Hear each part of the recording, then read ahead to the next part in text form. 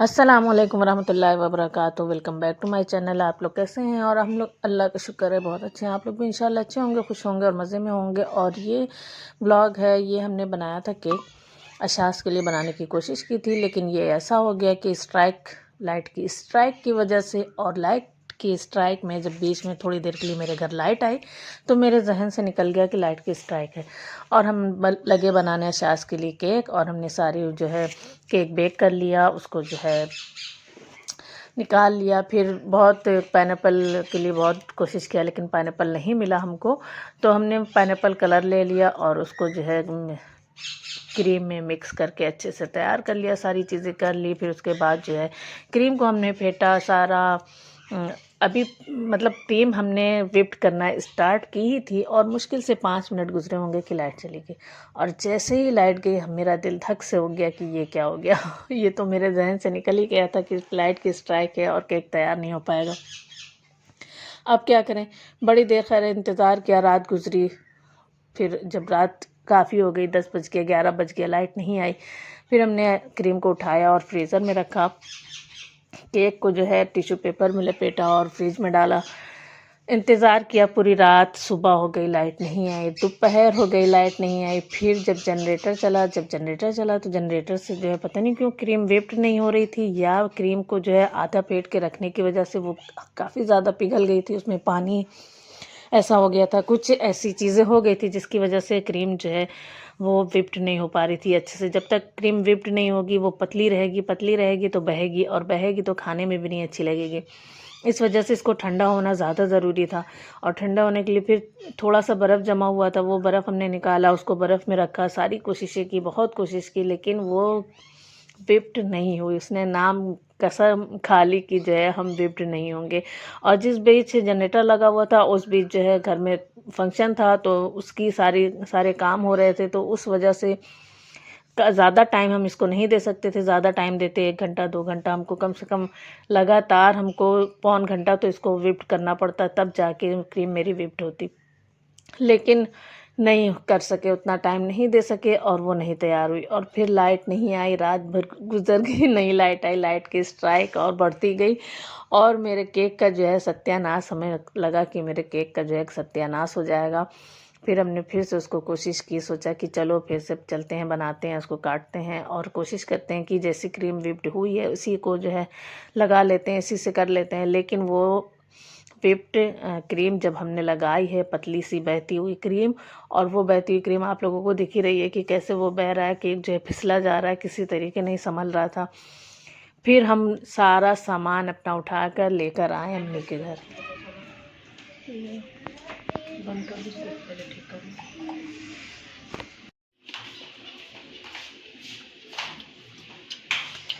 फिर यहाँ पर हमने जो है इसको फ्रीज़र में डाला है, कुछ देर ये ठंडा हुआ है।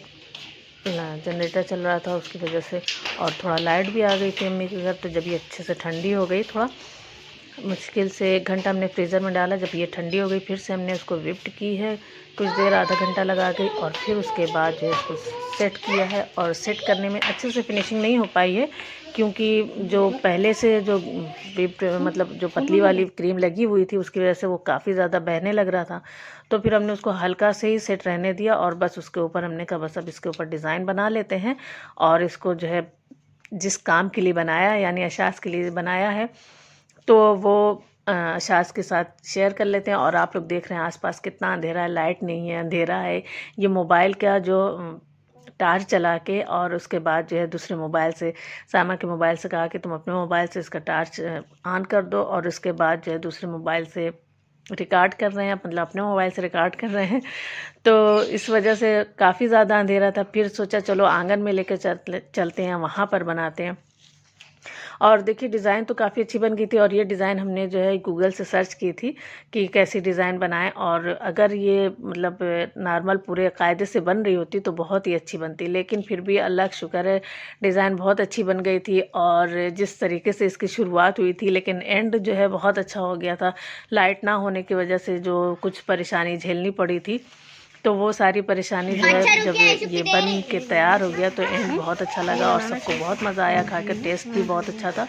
फ़िलहाल इतना कर चुके तो फिर याद आया कि चलो बाहर आंगन में लेके चलते हैं। आंगन में लेकिन लेके जाते तो रखते कहाँ, चलिए दिखाते हैं कहाँ रखा आंगन में। वॉशिंग मशीन पे बना रहे आंगन में।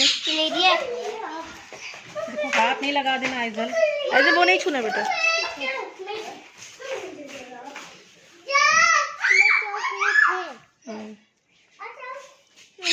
पाँच ही नोट है, दे दो। 5 तो लिया नहीं, 3 तो वैसे भी पता नहीं किसकी है, उसको 5